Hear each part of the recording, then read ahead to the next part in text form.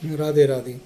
गोविंद राधे माधवा गोपाल राधे माधवा गोविंद राधे माधवा गोपाल राधे माधवा गोविंद राधे माधवा गोपाल राधे माधवा गोविंद राधे माधवा गोपाल राधे माधवा।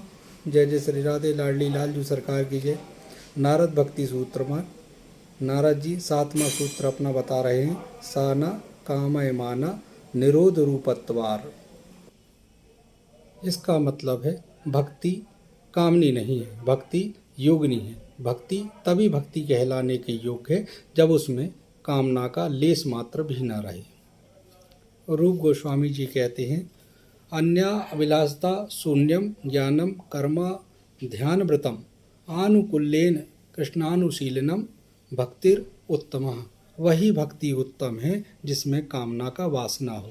भक्ति तभी निर्मल है, भक्ति को तभी निर्मल कहा जा सकता है। भक्ति तभी भक्ति है जब वो उत्तम हो, निर्मल हो, निष्किंचन हो। अन्य अभिलाषाओं से शून्य भक्ति को ही उत्तम भक्ति रूप गोस्वामी जी ने बताया है। भक्ति कौन है? भक्ति कैसी है? जो सतत सर्वदा सर्वत्र सर्वदा भावेन अपने इष्ट, अपने स्वामी, अपने प्रभु के अलावा किसी और का चिंतन ना करे, जो अपने ठाकुर को प्रसन्न रखने के लिए जो कुछ भी करे अपने ठाकुर की प्रसन्नता के लिए करे। श्री ध्रुवदास जी कहते हैं, दुख का मूल सकामता, सुख का मूल निष्काम, कर्म प्रधान विश्व करे राखा, जो जस करहि तस फल चाखा। कर्म जब आपने किया है, सकाम कर्म किया है, तो उसका फल भी आपको भोगना ही पड़ेगा। दो ही प्रकार के पेड़ हैं, एक पेड़ है सकामता का, एक पेड़ है निष्कामता का। सकामता के पेड़ में हमेशा दुख का फल आएगा और निष्कामता के पेड़ पर हमेशा सुख का फल आएगा।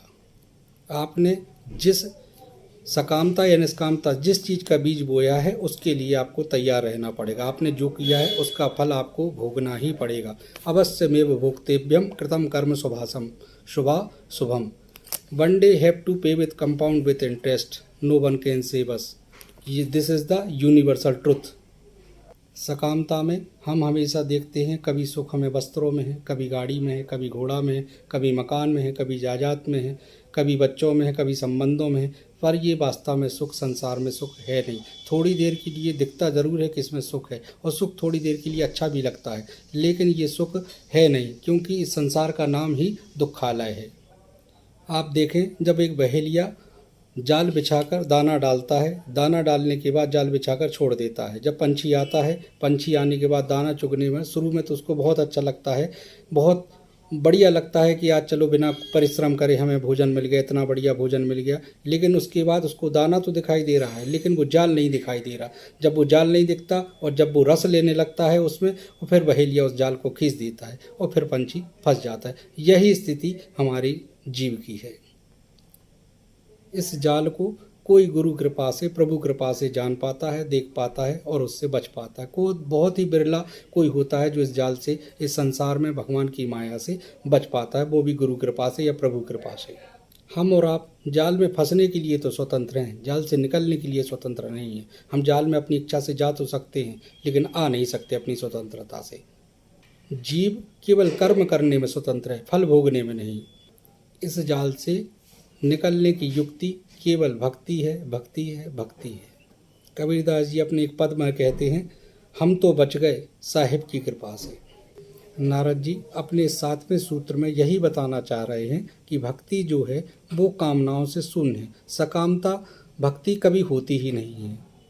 और जब आगे भक्ति में भक्त के जीवन में जब भक्ति आती है तो आगे नारद जी कहते हैं निरोध रूपत्वार। इसका मतलब है वो अन्य चीज़ें जो रोकने वाली हैं, जो बेकार हैं, उनको निरोध करके रोक दिया जाता है। निरोध मतलब रोकना।